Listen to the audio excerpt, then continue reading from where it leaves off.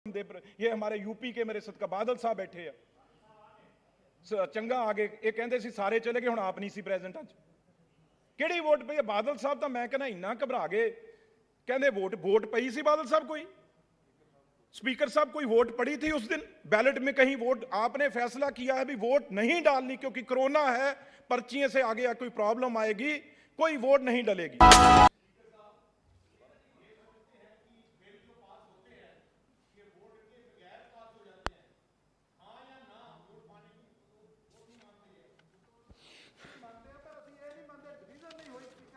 चलो no debate. Speaker साहब पंजाब का मसला है इसलिए आपने टाइम दिया है और हरियाणा का सर आपका शुक्रगुजार है। हरियाणा का देश का है बिल्कुल आपने ठीक है देश के क्योंकि 76% से ऊपर किसान है देश में सारे किसान का मसला है। पर आप जो मैंने पहले बात की सर ये एक इकोनॉमिक डिजाइन है किसानों को खत्म करने के लिए। सर पहले अमेरिका में क्या हुआ आज 2% किसान रह गया यूरोप में रोज 1% किसान है तकरीबन वो कम होता जा रहा है। तो इसी तरीके से इंडिया में हमारे देश में पर एक सर मैं आपके माध्यम से सुखबीर सिंह बादल को बात कहना चाहता हूं और सर 5 मिनट सर और आप तो एड्रेस शेयर करो सर 1 मिनट सर कोई पार्टी हो मैं जिम्मेदारी से कह सकता हूं इस सदन में अगर किसी में अगर ये कानून हक में है कोई बीजेपी का एमपी हरियाणा से पंजाब में तो है नहीं दोनों सदनों में खड़े होकर इस बिल की तारीफ कर दे दोनों सदनों में। पंजाब में ये बैठे हैं हमारे नो नो नो माननीय सदस्य मंत्री हैं मंत्री माननीय सदस्य अरे मंत्री हैं वो आप नो माननीय सदस्य प्लीज अरे सनी देओल तो चलो आप तो एड्रेस शेयर को आज हरसिमरत कौर जी कल मैं बादल साहब की स्टेटमेंट सुन रहा था ये कहते हैं कैबिनेट मीटिंग में हमारे पंजाब के जो मंत्री थे अचार चटनी के मंत्री ने बात की वहां पे कहीं भी प्रोसीडिंग में कैबिनेट की प्रोसीडिंग में दिखा दें कहीं भी अचार चटनी वाले मंत्री पंजाब ने कहीं भी अगर फूड प्रोसेसिंग मंत्री ने इसका विरोध किया कैबिनेट में हम सुखबीर सिंह बादल जी की बात मानने को तैयार हैं। पर लेकिन बादल साहब हमारे सर आज अभी तो आए हैं सर पहले तो है ही हाजिर ही मदद ही अभी है एड्रेस शेयर को करें। तो सर अगर मैं बात करूं अब आज सर मैंने मंडी की बात की किसानों की बात करी अब सर बात कर रहा हूं कॉन्ट्रैक्ट फार्मिंग की वो हमारे औजला साहब और एमपी भी करेंगे। सर कोई भी आदमी आएगा आज हमारे सर 1 मिनट अच्छी जमीन है सर जो उसका ठेका बटाई जिसे कहते हैं वो 50,000 हमारे हैं बादल साहब के एरिया में ज्यादा अच्छा है 70-60,000 भी हो जाता है। सर वो आएगा तो वो पहले कहेगा भी मैं 10 एकड़ का 1 लाख रुपया आपको ठेका देता हूं ये लो 10 लाख रुपया और उसके पास पहले ही सर 5-10 लाख का उसके ऊपर कर्जा है और वो अपना ट्रैक्टर ट्राली जो बड़े बड़े औजार उसके पास है वो बेचेगा 50 लाख के और ये कहेंगे एग्रीमेंट हमारा 15 साल का हो गया और आपको 10 लाख आपको पहले तो 5 लाख मिल रहा था हम 10 लाख देंगे वो जमीन ले लेंगे। सर उसके बाद 2-3 साल हम मानते हैं देंगे भी जब वो बेचारा औजार बेच देगा अपनी गलत आदतों में लग जाएगा सर तैयारी की हुई है सर गलत आदतों में लग जाएगा जब देख लेंगे भी हाथ में आ गया तो उसके बाद कहेंगे भाई हमारे सर एक बात सुनिए ध्यान से सर क्यों कह रहा हूं उदाहरण दे रहा हूं सर 20 साल पहले हमारे पेप्सी कोला वाले सर आए थे जो चिप्स लेज वगैरह बनाते हैं चलो किसी की सरकार लाई फिर अरे भाई हमारी सरकार ने तो सब अब आप क्या करोगे फिर हमें ही दे दो मौका आप हट जाओ सर सुनो चलो हमारी सरकार थी मैं मान गया हमारी सरकार थी प्लीज एड्रेस द चेयर। तो सर उसके बाद क्या हुआ सर जब तो बम्पर क्रॉप होती थी जहां कम क्रॉप होती थी उस टाइम तो वो सारा आलू उठाता था उसे बड़ा अच्छा लगता था चिप्स भी बनता था एक आलू का जो जब सर बम्पर क्रॉप हो जाती थी वो सर जैसे ये कड़ा डालते हैं ना हाथ में ये सर कड़ा ले आता था अडानी का या पेप्सिको का मैनेजर तो उसमें से सर आलू निकाल के देखता था जो तो साइज निकल जाता था वो ले लेता था जो बड़ा छोटा हो गया उससे बोलते इससे तो शुगर हो जाएगी लोग बीमार हो जाएंगे हम तेरा आलू कैसे ले लें लोगों को मारना है इससे तो भाई चिप्स बनेगा, उससे शुगर लोगों की होगी तो आपके नाम लगेगी। फिर ये अडानी साहब हमारे को शुगर वाला बोलेंगे, बीपी वाला बोलेंगे, और फिर लाख का रेट 40 पे ले आएंगे। जो 1 लाख दिया फिर वो सर 40,000 पे आ जाएगा। तो इसलिए हमें इस चीज से सर आप अब थोड़ा सा आराम, सर थोड़ा 2 मिनट बस। सर लंबा बिल है तो सर इनसे ये सर एक बात, क्योंकि किसान है ना जो सर, वो उसे ये क्या बोलते हैं बड़े बड़े व्यापारी, अरे तू तो राजा है, तू तो राजा है। ਉਹਨੂੰ ਇਸ ਹਵਾ ਦੇ ਦੇ ਵੀ ਤੂੰ ਤਾਂ ਰਾਜਾ ਹੈ, ਉਹਨੂੰ ਮਿੱਟੀ 'ਚ ਲੜਾਈ ਰੱਖਦੇ ਆ। ਕਿਉਂਕਿ ਜੇ ਉਹ ਹਟ ਗਿਆ, ਜੇ ਕਿਸਾਨ ਹਟ ਗਿਆ ਮਿੱਟੀ 'ਚੋਂ, ਤਾਂ ਮਿੱਟੀ 'ਚ ਕੌਣ ਹੋਊ? ਇਸ ਕਰਕੇ ਉਹਨੂੰ ਮਿੱਟੀ 'ਚ ਹਵਾ ਦੇ ਕੇ ਰੱਖਦੇ ਆ ਵੀ ਤੂੰ ਬਹੁਤ ਚੰਗਾ ਕਰ ਰਿਹਾ, ਤੇ ਵਿਚਾਰਾ ਕਿਸਾਨ ਮੰਨ ਜਾਂਦਾ। ਸਰ ਇੱਕ ਗੱਲ ਹੋਰ, ਜਿਹੜੀ ਇਹਨਾਂ ਨੇ ਗੱਲ ਕੀਤੀ ਗ੍ਰੀਨ ਐਵੀਡੈਂਸ, ਉਹ ਸਰ ਅਸੀਂ ਲੈ ਕੇ ਆਏ, ਗ੍ਰੀਨ ਰੈਵੋਲੂਸ਼ਨ ਲੈ ਕੇ ਆਏ। ਸਰ ਸਾਡਾ ਉਦੋਂ ਪਹਿਲਾਂ ਇੱਕ ਖਸਮ ਸੀ ਕਿਸਾਨ ਦਾ, ਜਾਂ ਆੜਤੀਆ ਜਾਂ ਸਰ ਕੋਈ ਜੀਤੋਂ ਅਸੀਂ ਪੈਟਰੋਲ ਡੀਜ਼ਲ ਲੈਂਦੇ ਸੀ। ਜਾਂ ਅੱਜ ਸਾਡੇ 10 ਖਤਮ ਨੇ, ਬੀਜਾਂ ਵਾਲਾ ਸਾਡਾ ਖਸਮ, ਮਸ਼ੀਨਰੀ ਵਾਲਾ ਸਾਡਾ ਖਸਮ, ਤੇਲਾਂ ਵਾਲਾ, ਬੀਜਾਂ ਵਾਲਾ, ਕੋਈ ਪੁਰਜੀਆਂ ਵਾਲਾ, ਨਦੀਨ ਨਾਸ਼ਕਾਂ ਵਾਲਾ, ਸਾਡੇ ਤਾਂ 10 ਪਹਿਲਾਂ ਇਹਨਾਂ ਨੇ ਖਸਮ ਬਣਾਤੇ। ਕਿਸਾਨ ਜਾਵੇ ਤਾਂ ਜ਼ਿਆਦਾ, ਪਰ ਸਰ ਇਹ ਕਿਸਾਨ ਨੂੰ ਅਖੀਰਲੀ 2 ਗੱਲਾਂ ਮੈਂ ਕਹਾਉਣਾ, ਇਹ ਸਰ ਕਿਸਾਨ ਨੂੰ ਮਾਰਨਾ ਵੀ ਨਹੀਂ ਚਾਹੁੰਦੇ। ਜੇ ਕਿਸਾਨ ਮਰ ਗਿਆ ਤਾਂ ਉਹ 'ਚ ਖੂਨ ਨਹੀਂ ਰਹਿਣਾ। ਇਹ ਕਿਸਾਨ ਨੂੰ ਸਰ ਅਧਮੋਲਾ ਕਰਕੇ ਉਹਨੂੰ ਵਿੱਚ ਵਿਚਾਲੇ ਰੱਖਣਾ ਚਾਹੁੰਦੇ ਆ ਵੀ ਉਹ 'ਚ ਖੂਨ ਨੁਚੜੀ ਜਾਵੇ, ਉਹਦਾ ਖੂਨ ਨੁਚੜੀ ਜਾਵੇ, ਤੇ ਉਹ ਖੂਨ ਆ ਤਿੰਨੋਂ ਆਰਡੀਨੈਂਸ ਸਾਡਾ ਨਿਚੋੜਨਗੇ, ਪੰਜਾਬ ਦਾ ਤੇ ਹਿੰਦੁਸਤਾਨ ਦੇ। ਸਰ ਇੱਕ ਗੱਲ ਹੋਰ ਮੈਂ ਨਾਰਥ ਇੰਡੀਆ ਦੇ ਕਿਸਾਨਾਂ ਨੂੰ ਕਹਿਣਾ ਚਾਹੁੰਦਾ, ਕੋਈ ਪਾਰਟੀ ਨਹੀਂ, ਆ ਸਾਊਥ इंडिया वाले बैठे हैं साढ़े वाल, सर इनका कभी भी भाव किसी, चाहे कोकोनट हो, पेपर हो सर, और कोई भी इनके और जो इनके लगते हैं फसलें वो हों, ये एकदम इकट्ठे हो जाते हैं। लेकिन सर हमें नॉर्थ इंडिया वाले में कमी है। इस पे सर बीजेपी, अकाली दल, सब पार्टियां इकट्ठी होकर नॉर्थ इंडिया के किसानों को सर बचाए। और ये ऑर्डिनेंस, आज प्रधानमंत्री का जन्मदिन है, उसके ऊपर ये ऑर्डिनेंस आप वापस लें।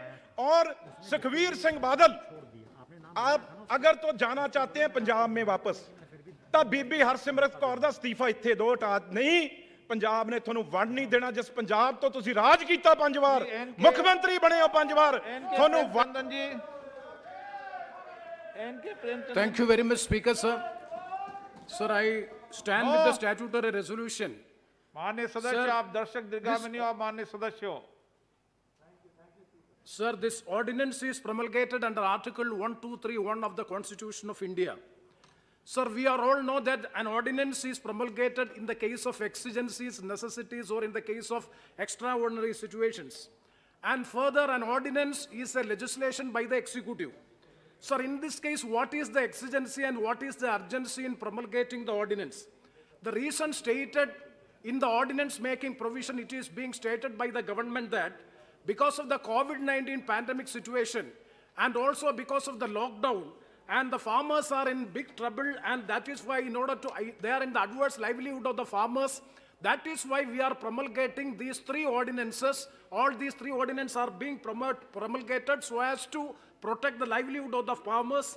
That is the reason it is being stated.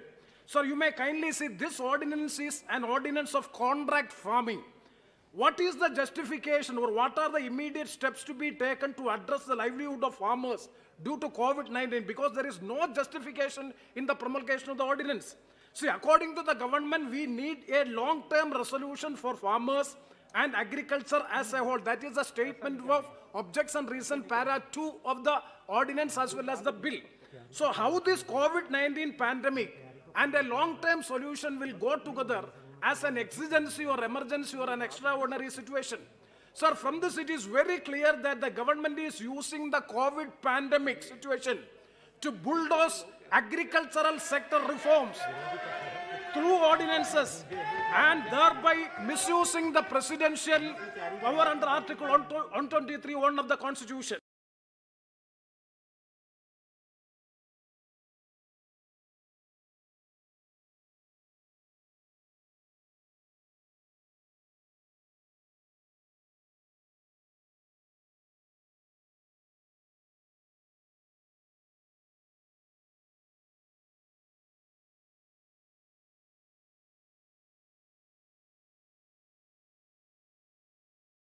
So, sir, my submission through ordinances and without the scrutiny of the Parliament Standing Committee and taking advantage of the COVID-19 position, you are bulldozing 3 ordinances by which the farmers' interests are being adversely affected. That is the first objection which I would, sir, please, I am the mover of the motion. Sir, please, and I will confine, I will confine to the bill itself, sorry, ordinance itself, sir, definitely. And coming to the 3 ordinances, sir, if we critically examine all these 3 ordinances, I am not going to the details, these are all with an intent to facilitate the corporate details. So, retailers, all these ordinances are deregulating the agriculture, farming, processing and marketing in the name of one nation, one market to facilitate free market policy. Sir, I would like to draw the attention of the Honorable Speaker and the entire House that we have started the economic reforms, neoliberal structural economic reforms we have started in the year 1990. 30 years, 3 decades have passed. Sir, we would critically analyze what is the impact of the neoliberal economic reforms as far as the farmers are concerned. Sir, if you examine 3 decades of our post-liberal period and the status of the farming community, sir, at the time everybody has accepted and assured the Parliament that the farmers will be benefited because of the structural economic reforms. Sir, sir, please, I am No. entitled, sir. As even up to 15 minutes. No, only 5 minutes. Sir, please, sir, please. Oh, 5 minutes or only 1 minute. Sir, No, Prem Chandan is a senior London member. no, sir, the mover of the motion is entitled to No, speak. केवल संकल्प पे 2 minute. Sir, please. No. Sir, even, sir, as, Only 1 minute. sir, because, Only 1 minute, half minute, 0 minute. sir, within 3-4 minutes, sir. Sir, the living officials, sir, who is being benefited out of the economic reforms, sir?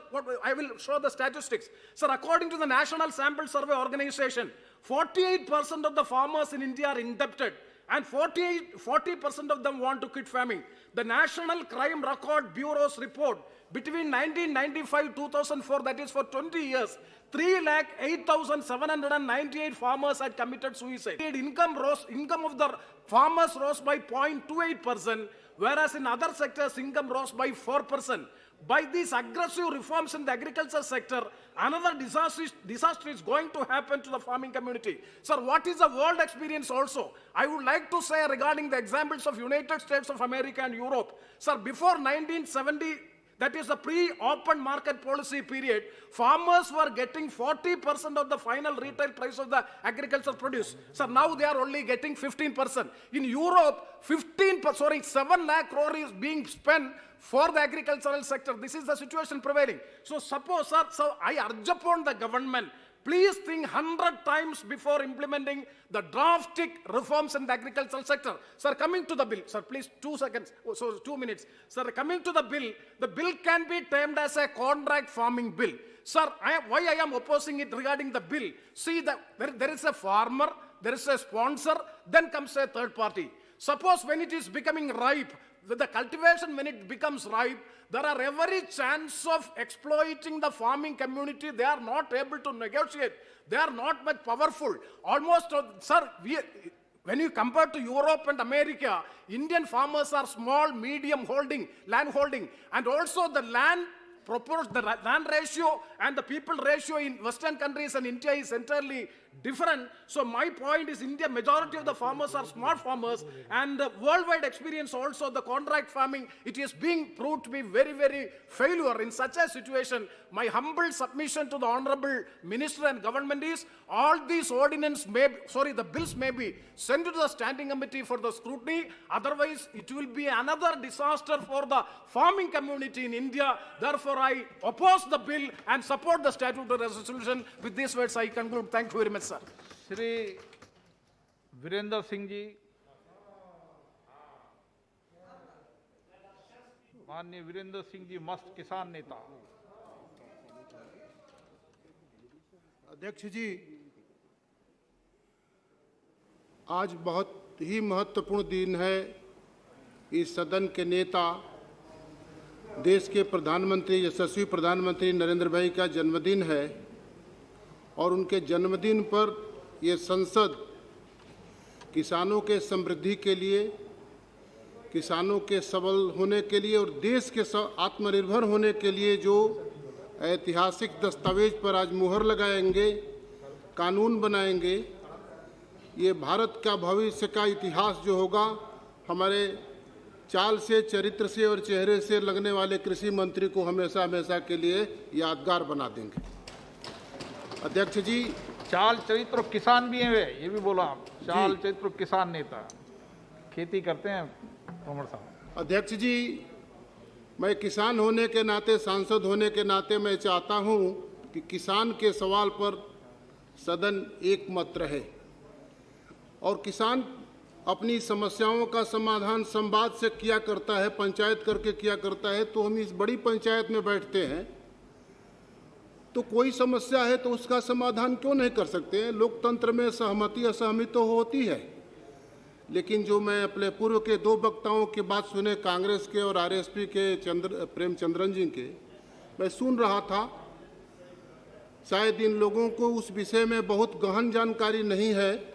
मैं इस बात को इसलिए कह सकता हूं कि मैं किसान हूं, इस बात को ठीक से जानता हूं, जमीनी स्तर पर जानता हूं। ये कानून जो आज बनने जा रहा है किसानों के समृद्धि के लिए, अध्यक्ष जी, इन लोगों को 1977 के मुरारजी भाई के सरकार के निर्णय को भी थोड़ा इससे मिलते जुलते कानून को देख लेना चाहिए। उस समय मुलायम सिंह जी संसद के वरिष्ठ सांसद हैं, बैठे हैं।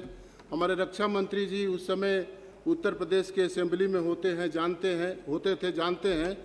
उस समय मुरारजी भाई की सरकार ने इसी से मिलता जुलता एक कानून बनाए थे कि किसानों की एक उत्पाद देश एक कोने से दूसरे कोने तक जा सकते हैं। इस कानून को और विस्तार दिया है हमारे कृषि मंत्री जी ने, नरेंद्र भाई मोदी के नेतृत्व में, कि इसको हम किस तरह किसानों के समृद्धि के लिए, किसानों के सबल होने के लिए और देश को आत्मनिर्भर बनाने का एक बहुत बड़ा कदम है।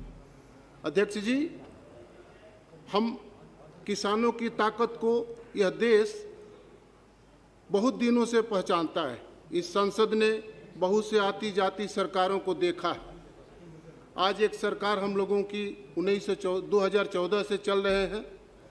1952 से पहले से अंतरिम सरकार थे, उस समय से कृषि का बजट उठाकर देख लीजिए। अध्यक्ष जी, आप हम लोगों के संरक्षक हैं। मैं कह सकता हूं कि आज़ादी के बाद ये पहली सरकार है जिसने किसानों के समृद्धि के लिए काम किया है। ये पहली सरकार है जहां किसानों को भरोसा जगा है सरकार के प्रति कि एक सरकार ऐसी भी है जो हम लोगों की चिंता करती है, एक सरकार ऐसी भी है जो हमारी खेती की बुआई, जोताई, गुड़ाई और हमारे उत्पादन की भी चिंता करती है कि इसका लाभकारी कीमत कैसे मिले। अध्यक्ष जी, मैं पूछना चाहता हूं उन भाइयों से, मैं बार बार कहता हूं किसान के सवाल पर एकमत रहो। इस देश की सबसे बड़ी आबादी किसान की है। मैं अभी मुलायम सिंह जी से बात कर रहा था, इस बात से, मेरी बात से वो सहमत। मैं कह रहा था अध्यक्ष जी कि किसान जब तक समृद्ध नहीं होगा इस देश की समृद्धि का आकलन नहीं हो सकता है। और इस कानून से सबल किसान आत्मनिर्भर भारत के दिशा में चल पड़ेगा। अध्यक्ष जी, ये पहली सरकार हम लोगों की है जिसने, पिछली सरकार 2014 की चल रही थी, उस समय किसानों के समृद्धि को बढ़ाने के लिए प्रधानमंत्री किसान समृद्धि योजना को शुरू किया, 6,000 सालाना रुपया किसान देने को। मैं किसान हूं, इस बात को जान सकता हूं कि आषाढ़ में खरीफ की खेती होती है, कार्तिक में रबी की खेती होती है। आषाढ़ के महीना से पहले जब 2,000 रुपया खाते में किसान के जाता है तो किसान ही जान सकता है, प्रेमचंद्रन और सरदार जी नहीं जान सकते हो कि किसान को कितनी खुशी होती है, उसकी खेती में उसका कितना सहयोग होता है। और जानते हैं, एक खाते में अगर 1 बीघे का किसान होता है, 10 भाई हैं, 8 भाई हैं, 8 भाइयों के नाम से जाता है। अपने देश में अभी भी परिवार कई कारणों से बाजार के असर में टूट रहे हैं, लेकिन संयुक्त परिवार की संख्या अभी भी ज़्यादा है। ये एक एक घर में 1-1, 2-2 बीघा के किसानों के घर में 50,000, 60,000, 70,000 रुपया हर 6 महीने में पहुंच जाते हैं, उसको आषाढ़ की और रबी की खेती करने में कितनी समृद्धि होती है और कितने सहयोग होते हैं, ये हम जान सकते हैं। मैंने उन किसानों से बात किया, मैंने इसे जब कानून बनाने की बात आई, हम लोगों के बीच में संवाद हुआ, तो मैंने बात किया अपने गांव के किसानों से, अपने बिहार के किसानों से, अपने मध्य प्रदेश के किसानों से, अपने भाइयों से बात किया। कई लोगों से मैं बात किया है, किसान राम प्रकाश भाई है, रामकृष्ण दुबे है, श्याम सुंदर उपाध्याय है, मैंने बात किया कि कन्हैया सिंह प्रमुख से, मैंने बात किया राकेश सिंह प्रमुख से, मैंने बात किया इंद्रजीत सिंह से। सब लोगों ने कहा कि ये कानून हम लोगों के उपज को एक जगह से दूसरे जगह तक ले जाने में जितना सुविधा प्रदान करेगा, आज तक जानते हैं कोई प्रदेश ऐसा नहीं है अध्यक्ष जी, सभापति महोदय, कि जो दूसरे प्रदेश से लगा हुआ न हो।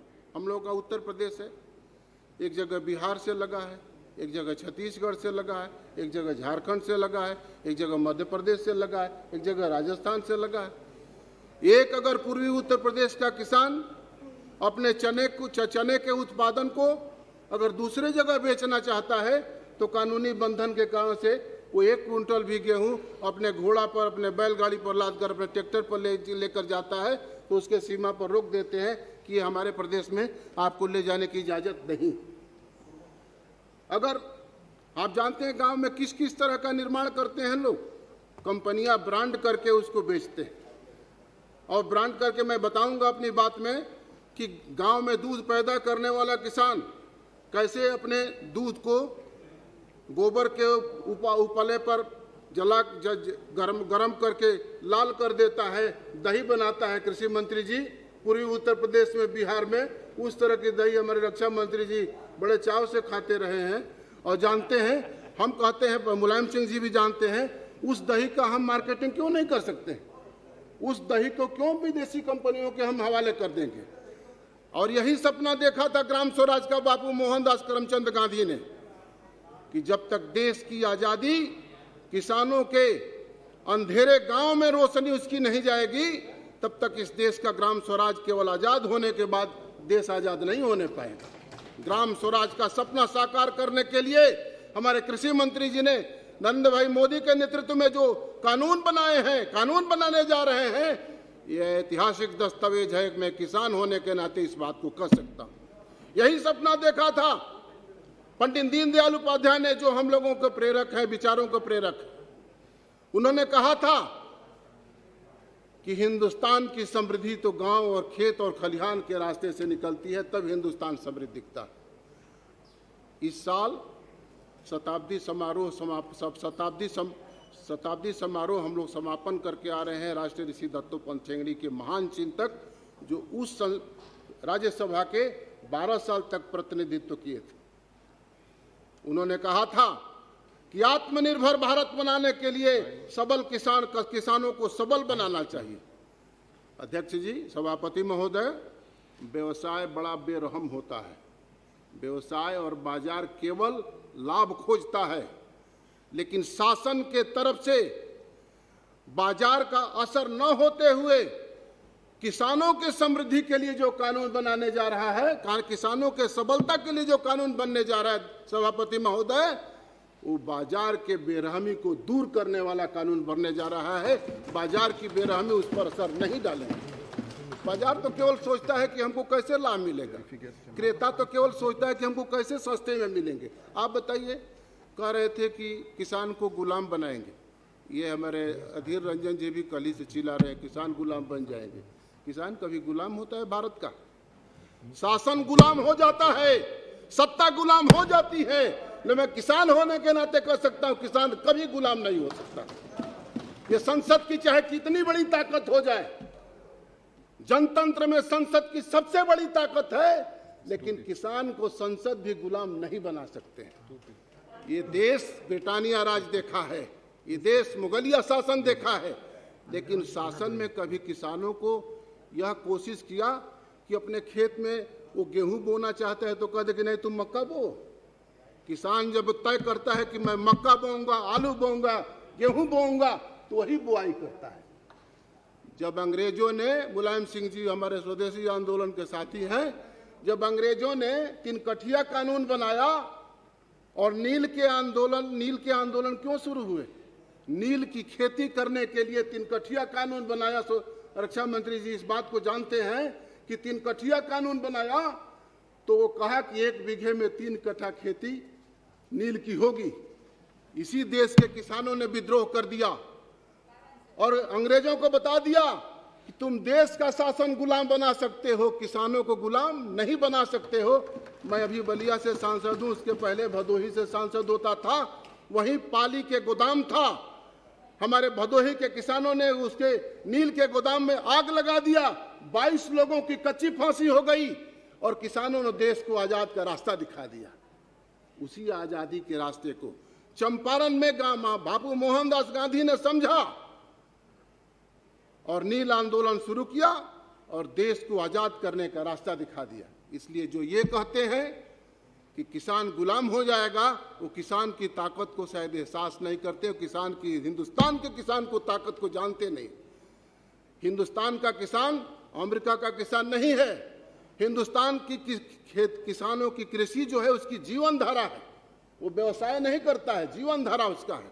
हम कानून बनाए, सभापति महोदय, हमने कानून बनाया, कानून में हमने अभी हमारी खेती जो है मशीनीकरण की ज़्यादा हो गई है, पहले मानव आधारित ज़्यादा थे। हमको देखना चाहिए जापान से। जापान में औसत किसानों के 2 एकड़ 2.5 एकड़ की खेती होती है, 2.5 एकड़ होते हैं किसान। हमारे देश में भी किसानों की औसत 2.5 एकड़ है। कुछ किसान बड़े बड़े हैं, वो उनकी ज़्यादा खेती है। मैं पूछना चाहता हूं कि बड़े बड़े मशीनरी बनाने की इजाज़त किसने दिया? आज छोटे किसानों की चिंता करते हो। आज छोटे छोटे मशीनरी बनाने के लिए हमारे कृषि मंत्रालय ने सुविधा दिया है, उस पर सब्सिडी दिया है, उस पर छूट दिया है, तो मशीनीकरण के द्वारा करने वाली खेती भी, उसकी लागत भी कम हो रही है, छोटे किसान उसको खरीद भी रहे हैं। अब 60 हॉर्स पावर का ट्रैक्टर हम खरीद सकते हैं, हम छोटे किसान नहीं है, झूठ नहीं बोलेंगे भाई। लेकिन छोटा किसान कैसे खरीदेगा? छोटा किसान तो छोटी मशीनरी को जिसको सब्सिडी आप देते हैं उसको 80% सब्सिडी दे रहे हो, खरीदेगा ना, वो अनाज पैदा करेगा ना। सभापति महोदय, ये जो कानून बनने जा रहा है, ये जैसे पशुधन का, कृषि का एक महत्वपूर्ण इलाका हो, क्षेत्र है पशुधन से भी आमदनी होती है। सभापति महोदय, हमारी हरियाणा की नस्ल की एक गाय होती है, हमारे पूर्वी उत्तर प्रदेश में गंगातीरी गाय होती है, हमारे गुजरात में गिर गाय होती है, हमारे बिहार में बिहार के भाई बैठे हैं यहाँ, वो नारायणी के तीर पर एक भैंस होती है, भैंस का नस्ल होता है। हरियाणा के नस्ल में मूरा भैंस होती है। मुझे जब चिंता होती है कि गांव का किसान हरियाणा के नस्ल के गाय को ले जाने पूर्वी उत्तर प्रदेश में जाता है तो उसको हरियाणा के बॉर्डर पर, उत्तर प्रदेश के बॉर्डर पर रोक देते हैं। गंगातीरी गाय का दूध कम होता है, लेकिन उस दूध में इस तरह का तत्व होते हैं कि उस तत्व से कई रोगों का पलायन हो जाता है, कई रोग समाप्त हो जाते हैं। अध्यक्ष, सभापति महोदय, अभी सरकार ने जो ये कानून बनाया है, उस कानून से हमारे शेखावत जी बैठे, ये अच्छे नस्ल के घोड़ा का इनके पास फार्म है। हमारे घर पर भी पुश्तैनी घोड़ा रखते हैं। एक अरबी घोड़ा एक प्रदेश से दूसरे प्रदेश में चला जाएगा, उस किसान की माली हालत बदल जाएगी। कृषि मंत्री जी, जो घोड़ा पालता है उसको जानता है इस बात को। लोग कहते हैं घोड़े का बाजार नहीं है, घोड़े का बाजार तो हिंदुस्तान का घोड़ा तो दुनिया में खरीदे जा रहे हैं, सबसे मजबूत घोड़ा होता है। भैंस का दूध, गाय का दूध, बकरी का दूध।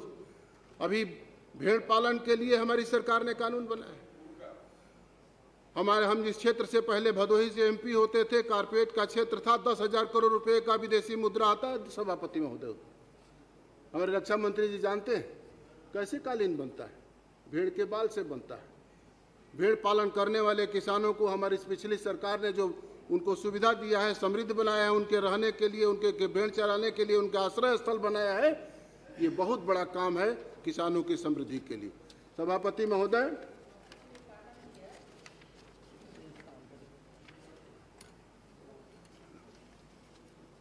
कहते हैं विदेशी कंपनियों का ही आधिपत्य हो जाएगा। आप बताइए, मुलायम सिंह जी हमसे सहमत होंगे कि खरीद करने वाला कौन होता है? जिसके पास पैसे होते वही ना खरीदेगा भाई। किसान का उत्पादन कौन खरीदेगा? जिसके पास पैसे होंगे। किसान क्यों अपना उत्पादन बेचेगा? अपने उपभोग के बाद जो बचता है वो बेचता है, तो पैसा कौन खरीदेगा? विदेशी कंपनियों को ले आने वाले कौन है? 1991 में मैं सांसद हो गया था। यहीं बैठते थे, नरसिम्हा राव जी प्रधानमंत्री थे, मनमोहन सिंह जी वित्त मंत्री थे। आर्थिक उदारीकरण की नीतियां यही लोग ले आएगा। उसके पहले विश्वनाथ प्रताप विदेशी कंपनियों को न्योता दे चुके थे, बुलाए थे। मुलायम सिंह जी उसी कारण से विश्वनाथ प्रताप के विरोध में थे। क्यों मुलायम सिंह? सही बात है ना। चंद्रशेखर जी को दस्तावेज, IMF के अध्यक्ष का चंद्रशेखर जी का दस्तावेज छिपा दिया था, ठीक है ना। हम अपने बात नहीं कर रहे, वो दस्तावेजी रिपोर्ट है इसलिए कर रहा हूं संसद में इस बात को। तो विश्वनाथ प्रताप जो न्याय कानून को बनाने की योजना बना रहे थे, उस कानून को क्रियान्वित कर दिया मनमोहन सिंह जी ने, जो चंद्रशेखर जी के आर्थिक सलाहकार होते थे, वहीं बैठते थे। आर्थिक उदारीकरण की नीतियों में विदेशी कंपनियों को उन्होंने बुलाया। उस समय राष्ट्रपति दत्तोपंत ठेंगड़ी ने स्वदेशी जागरण मंच की स्थापना किया था। मुझे गर्व है कि मैं उनके मार्गदर्शन में 15 साल तक काम किया हूं और मैं भी स्वदेशी जागरण मंच का संस्थापक हूं, सदस्यों में हूं। उस समय स्वदेशी आंदोलन में जार्ज साहब, चंद्रशेखर जी, सुब्रमण्यम स्वामी, एक जगह मैं मुलायम सिंह जी को भी ले गया था मंच पर बोलने के लिए, तो इनके पार्टी के लोगों ने विरोध किया था। तो इन्होंने कहा था कि नहीं, हम स्वदेशी के साथ। सही बात है ना मुलायम सिंह जी? हाँ भाई, सही बात है। तो जो लोग स्वदेशी को, आत्मनिर्भरता को, स्वावलंबन को, स्वाभिमान को इसी संसद में बेधड़क तो नंगे कर दिए हैं, वो लोग आज हमको आत्मनिर्भरता का पाठ पढ़ा रहे हैं। ये कितना विडंबना, किस तरह की बात। हम लोग वो लोग हैं जो इस देश की जनता का भरोसा जीतते हैं। ये बिल जो आज कानून बनने जा रहा है, ये हमारे घोषणा पत्र में था। क्यों कृषि मंत्री जी, रक्षा में, ये हमारे घोषणा पत्र में था। ये लोग भी घोषणा पत्र में दिए थे कि ऐसा है घोषणा पत्र में। घोषणा पत्र पहले ऐसा दस्तावेज होता था कि घोषणा पत्र चुनाव के पहले जो जारी करते थे, उस पर भरोसा देश की जनता का होना चाहिए। लेकिन घोषणा पत्र पर भरोसे का संकट किसी ने पैदा किया अधीर बाबू, तो आप लोगों ने किया। घोषणा पत्र पर भरोसा होना चाहिए देश की जनता को, हम लोगों ने ये कायम किया। 370 तोड़ा, 370 को खत्म किया, ये घोषणा पत्र में दिया था। हमने अयोध्या का राम मंदिर बनाएंगे। बैठिए, पहले मेरी बात सुनिए।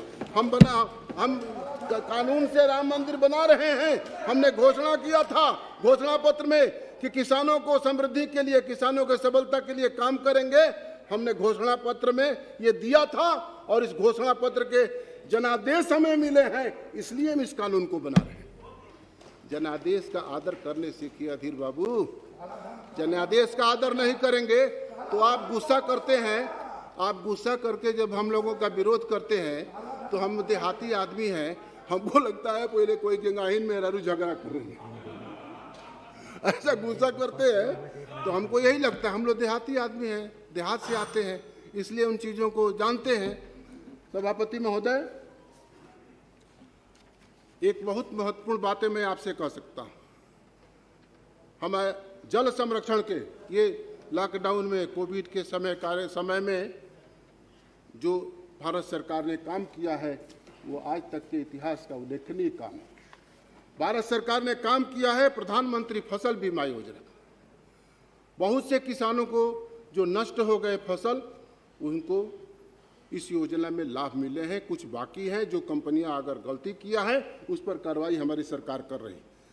प्रधानमंत्री किसान सम्मान निधि योजना, हर किसानों के खाते में 6,000 रुपये सालाना जा रहा है। उससे पूछिए, अभी चला गया कार्तिक के पहले, आषाढ़ के पहले चला गया था। जब कोविड के कठिनाई में किसान था, रबी की खेती उसी समय शुरू हो रही थी, हमारी खेती खुद ही कटाई से रुकी हुई थी। तो मैंने गृह मंत्री जी से निवेदन किया कि गृह मंत्री जी, एक कटाई का मशीन अगर पंजाब से, हरियाणा से, राजस्थान से जाता है, पूर्वी उत्तर प्रदेश में, बिहार में नहीं जाएगा तो खेती कठिनाई में पड़ जाएगी। मैंने मुख्यमंत्री महाराज योगी आदित्यनाथ से निवेदन किया। हमको बहुत ही खुशी हुई कि 2 घंटे में गृह मंत्री जी भाई अमित भाई शाह ने और मुख्यमंत्री और पूरे देश में इस तरह का आदेश करके कहीं का मशीन कहीं जाएंगे, कहीं भी रबी के कटाई में, रबी की खेती में कोई किसानों की कठिनाई नहीं। अगर यही कानून आपका काम करता होता तो रबी की खेती चली गई होती ना। और सारा उत्पादन बंद हो गया है कोरोना में। कागज का कारखाना, ये कपड़ा का कारखाना, लोहा का कारखाना, सीमेंट का कारखाना, लेकिन कृषि बंद हुआ का? कृषि का उत्पादन बढ़ गया, किसानों का काम नहीं बंद हुआ। इसलिए ग्रामीण अर्थव्यवस्था और कृषि अर्थव्यवस्था को सुदृढ़ करने के लिए जो एक कानून बना है, इसी ग्राम स्वराज का सपना साकार करने के लिए देश के आजादी की लड़ाई के समय बापू ने हमें याद दिलाया था, गांधी जी ने। इसी को स्वदेशी स्वावलंबन और स्वाभिमान का जीवन जीने के लिए दत्तोपंत जी हम लोगों को मार्गदर्शन किया करते थे।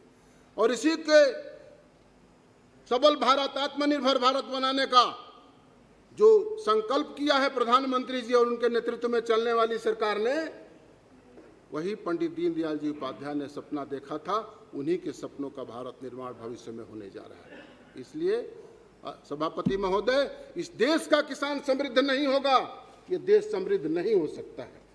सभापति महोदय, आप कहते हैं कि राज्य सरकारों को संघीय व्यवस्था पर आप अतिक्रमण कर रहे हैं।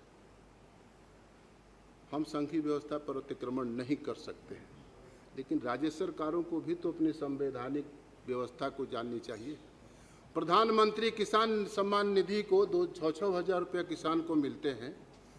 जहां बीजेपी की सरकार नहीं है वहां किसानों को नहीं। मैं देश भर में घूमता रहता हूं, किसानों से संवाद करता हूं, नहीं मिले, कई जगह नहीं मिले। भाई बेचारा किसान हिंदुस्तान के 6.5 लाख गांव में रहता है, उसने क्या किया है? हमसे लड़ना है, लड़ लो, मैदान तय करो, कहां लड़ाई होगी, लड़ते जाओ, लड़ लेना। और लड़ते लड़ते कहां चले गए? हमको कहते रह गए ये सांप्रदायिक लोग हैं, हमको कहते रह गए ये किसान विरोधी लोग हैं। ये लोग मजदूर किसान विरोधी होते तो 6 हज़ार रुपये सालाना कहां से देते? मजदूर विरोधी होते तो इस तरह के ये फसल ऋण पुनर्मुद्रा किसान रथ मोबाइल ऐप कहां से चलाते? किसान रेल कैसे चलता? हमारे कृषि मंत्री जी ने रेल मंत्रालय से अनुबंध करके किसान रेल शुरू किया है। उस पर महाराष्ट्र के जो किसान उत्पादन करेंगे बिहार तक जा रहे हैं, हिमाचल प्रदेश का सेब बिहार तक, उत्तर प्रदेश तक जा रहा है। हमारे पूर्वी उत्तर प्रदेश और बिहार में चना पैदा होते हैं, नर्मदा के मैदान पर चना पैदा होते हैं, जौ पैदा होते हैं। सभापति महोदय, मैं बलिया का सांसद हूँ। वहाँ एक ऐसा झील है सुरहा ताल, जिसको कहते हैं एशिया का सबसे बड़ा झील है। वहाँ एक इस तरह का धान पैदा होता है बोरो, कि वहाँ परीक्षण हुआ है, लोग कहते हैं कि ये शुगर को नष्ट कर देता है, ब्लड प्रेशर को नष्ट कर देता है उसका धान। अब बताइए, जब उसकी ब्रांडिंग होगी, रामदेव ने अपने स्वदेशी वस्तुओं का ब्रांड करके ही ना इस दुनिया में आज से चर्चा के विषय, बहस के विषय बने हैं। हमारे उत्पादन का जब उसमें प्लीज कंक्लूड। अभी समाप्त करते हैं। या प्लीज कंक्लूड। कह लेने दीजिए कि अपने से सब कर देंगे। अब हम कहने जा रहे हैं तो आप समाप्त करिए। सभापति महोदय, उसका अगर ब्रांडिंग कर दिया, मार्केटिंग कर दिया जाए, एक जगह से दूसरे जगह ले जाने की व्यवस्था की गई है सरकार की। किसान रेल बनाए हैं, किसान रेल से एक जगह से दूसरे जगह तक जाएंगे तो किसानों की आमदनी बढ़ेगी और किसानों की आर्थिक समृद्धि, सामाजिक समृद्धि, राजनीतिक समृद्धि और सांस्कृतिक समृद्धि, यही देश को समृद्धि के मुकाम तक पहुंचाएगी और यही आत्मनिर्भर भारत बनने का आधार बनेगा। सभापति महोदय, हमारे पूर्वी उत्तर प्रदेश में जौ की खेती होती है, चना की खेती होती है, बिहार में भी होती है। मुजफ्फरपुर की लीची जब महाराष्ट्र में जाएंगे तो बिकेंगे ना, नागपुर का संतरा जब हमें तो बिकेंगे ना, किसान रेल से जाएंगे। ये हिमाचल का सेब वहाँ सस्ता बिकते हैं, हमारे यहाँ जाएंगे तो सस्ता। इलाहाबादी अमरूद बिकेंगे ना। हमारे भदोही में एक पेड़ा बनता है, वहाँ बॉम्बे ले जाते हैं लोग, भदोही में पेड़ा बनता है, टेढ़वा का पेड़ा, रक्षा मंत्री जी जानते हैं, हम लोग उनको देते थे कभी टेढ़वा।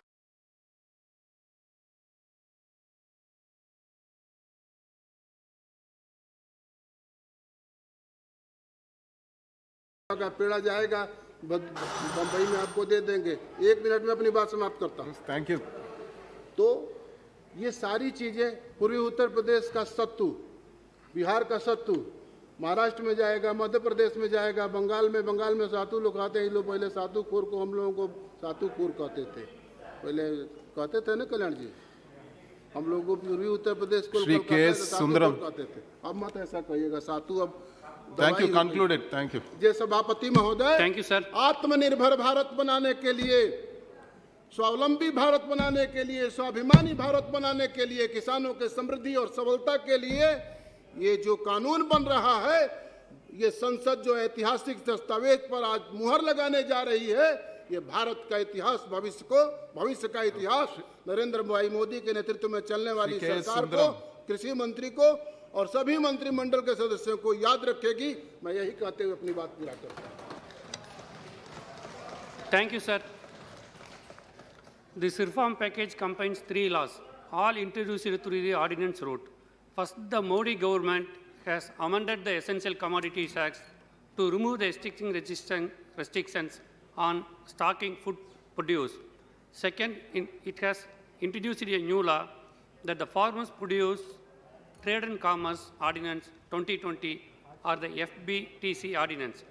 This to end the monopoly of the agriculture produce market committees and allow anyone to purchase on all agriculture produce.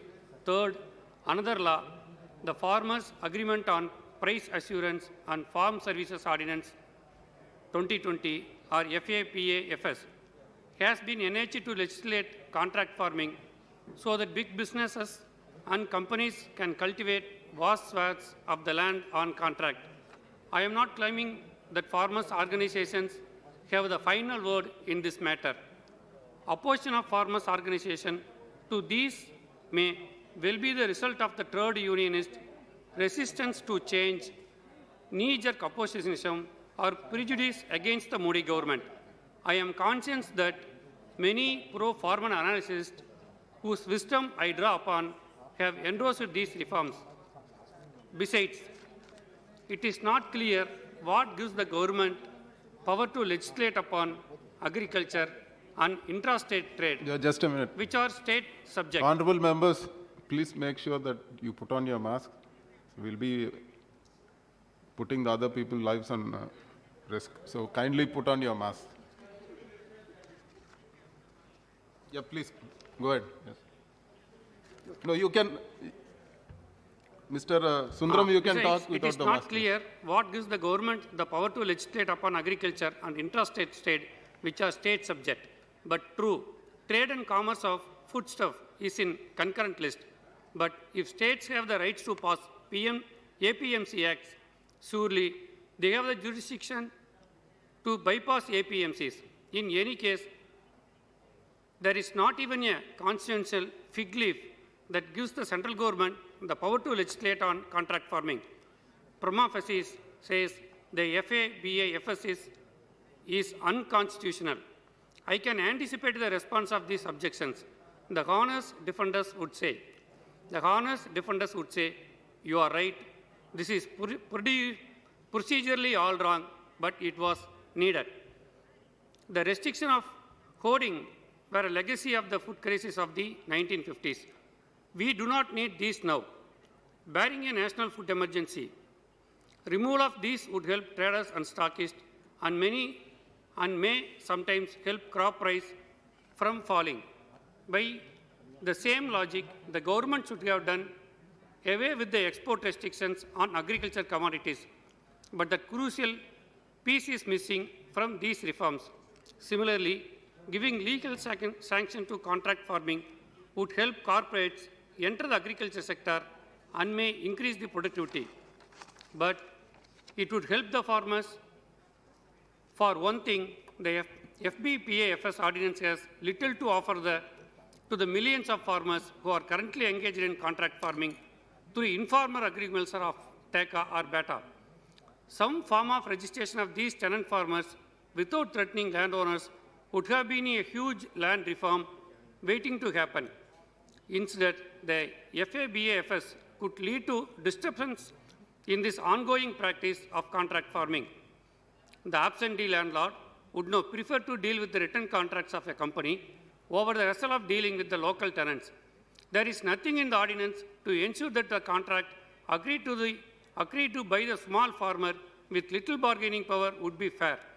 There is an elaborate dispute resolution mechanism, but how would the farmers access it when pitted against the big companies? Given the timing, the context, and the overall balance of power in which these three ordinances have been enacted, these are likely to work for the traders, big agri-businesses, and corporates, and not for the farmers, least of the all small farmers. These reforms may increase agriculture productivity, improve markets, but are unlikely to help farmers' income. At best, this may be another example in the long history of policies that work for agriculture, but definitely not for the farmers. The statutory body, APMC, Agriculture Produce and Marketing Committee, a statutory body of the state government, helping the farmers to produce the agriculture commodities directly from the farmers after paying the price, so that the small and marginal farmers do not having the headache to market their produce. By abolishing APMC, you are permitting the corporate sector to enter and replace the APMC. APMC financing the farmers till the stage of sowing to market the produce, but if corporate enters the field, the farmers will be in distress to sell their produce at throwaway price without any bargaining. The contract farming ordinance provides for buyers and farmers to enter into the contract for price and committed supply, which paves the way for corporate entry. In the long run, farmers will be at the mercy of the corporate contractors without any bargaining power. Secondly, the bill silent about the minimum support price, which is essential for the survival of the farmers. Government should stipulate mandatory rules for MSP. Therefore, I oppose this bill, sir. Thank you very much. Thank you. Shri Kalyan Banerjee ji. Sir, thank you, sir. Speaking on the bill on the Farmers Empowerment and Protection Agreement on Price Assurance and Farm Service Bill 2020, I, on behalf of my party, strongly oppose this bill. In one sentence, one of the draconian law is going to be passed under the leadership of Prime Minister Narendra Modi, affecting 60% citizens of this country who are poor and marginal farmers. Before I go to the merit of the debate, let me tell you that today I am remembering this Nil Bidroh, which is called Indigo Revolt, by the farmers in Bengal during British rule in 1859 at Chougacha village in Krishnanagar of Bengal. Nearly lakhs of farmers were killed by the British because of protesting by the farmers to the small rates given to them nil indigo seeds, which were only to sold to some enterprises fixed by the British government. Sir, this bill is thoroughly unconstitutional because this House cannot legislate a bill in relation to agricultural produce under the 7th schedule of the Constitution. Sir, under the state list of the 7th schedule, in respect of entry number 14, state is having the power to legislate law in respect of agriculture, including agricultural education and research. By this bill, the rights of the state to legislate the law in respect of agricultural fields is sought to be interfered with. In our state of West Bengal, we are having the law deals with the agriculture products, which is called as West Bengal Agriculture Produce Marketing Regulation Act 1972. The effect of the bill is this: big enterprises, middlemen will force the poor, illiterate, marginal farmers to enter into an agreement forcefully. Therefore, the effect of the agreement, contract employment, employed in different provisions of the bills, will be an agreement between two unequal parties. The effect of the bill is that the weaker party, that is the poor, illiterate, and marginal farmers, will be forced to enter into an agreement upon the terms imposed by the stronger party, and these poor farmers will have no choice, or rather no meaningful choice, but to give his assent to a contract or to a sign on the dotted line in a prescribed or standard form or aspect as a set of rules as a part of a contract. However, unfair and unreasonable and unconscionable clause in a contract or form. Therefore, inequality of bargaining power would be the result of great disparity in economic strength of the contracting parties. The effect of the bill is that there would be a hoarding and black marketers and profiteering of the agricultural producers by the big establishment and middlemen, and the state will have no power to control or curbing such hoarding and black marketer and profiteering, because in an indirect manner, the power of the state under Essential Commodity Act 1955 have sought to be taken away. When there will be a hoarding and black marketers and profiteering, common people will suffer because of high price of the agriculture produces. State has to remain mute spectator.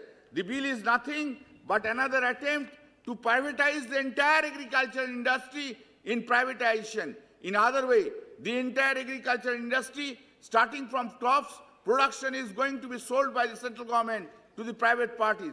Sir, if they are really in favor of the farmers, then why forceful measure under clause 2J has been defined and introduced? Farmers need protection of price, especially in the case of flood, drought, bad weather, earthquake, epidemic, outbreak of disease, natural calamity, inspect pests, and such other events. But because of force majeure clause, the superior bargaining parties will not be required to pay the prices even quoted in the contract or agreement itself. Who is going to be benefited? Not the farmers, but the big industrialists for whose interests are now the Prime Minister prime considered in every field by the present Narendra Modi government. Sir, this is really unfortunate and painful. And with a heavy broken heart, let me tell you, by this bill, farmers will be forced into litigation under the Chapter 3 of the bill. Although it will start from the conciliation process, but ultimately it will end in the Supreme Court of India. Would it be possible for the poor farmers to fight litigations if there is a violation of clause of contract by the superior bargaining authority up to Supreme Court? In a country like us, still millions and laborers are not getting justice in time because they cannot provide litigation expenses. In future, we will see 60% population of the country in same consequences. Though a written reply to Government of India dated 4th April 2018, the above Model Act was not agreed by the Government of West Bengal, since its provisions are likely to exploit the marginal and small farmers of the state vis-a-vis powerful corporate entities. In West Bengal, more than 95% of the farm forces are marginal farmers. Sir, by reason of the introduction of the clause 7 Roman 1 in the bill, with such exemption to all such farming exemption, no market fee and other existing levy can now be levied by the state government, thereby resulting in a substantial loss of revenue to state, approximately rupees 20 crore per year in terms of collection of market fee and license fee. In a country, sir, more than 85% of cultivators are marginal and small farmers. The bill does not actually seem to cater to the right and safety of the poor farmers. By promoting contracting farmers, the bill instead tends to permanently empower the big landlord agricultural business lobby. Sir, I will conclude with this. In 1998 to 99, NDA 1 government Sarkar was there, headed by very respected statesman of our country, Atal Bihari Vajpayee, NDA Sarkar. 99 to 2004, that was the NDA 2 Sarkar headed by respected, I still remember everything, very respected Sarkar, Atal Bihari Vajpayee Prime Minister. In 2014, Modi Sarkar came, and 2019, everything is selling. Becho. 2019 में हो गया बेचाराम सरकार, बेचने वाला सरकार, अभी बेचने वाला सरकार आ गया. Thank you, sir, for giving me permission, giving me time. Shri T. Rangaya. Thank you, sir. Thank you very much, Speaker, sir, for giving me opportunity on behalf of YSRCP party to speak on the Farmers Produce Trade and Commerce Promotion and Facilitation Bill 2020. I support the bill because it will enable barrier-free trade in agriculture produce. It allows interstate trade and commerce of farmer produce outside the physical premises of market yards and deemed notified markets. Earlier, the farmers in India suffered from various restrictions while marketing their agriculture produce. Selling the agriculture produce outside the notified agriculture marketing committee market yards were also restricted. Genuine traders of agriculture produce also suffered due to unfriendly laws of the government. Farmers had to sell their produce only to registered license holders of the state government. Farmers and traders were suffered with the interstate restrictions of the flow of the agricultural produce. Now this bill is a historic and heroic step to unleash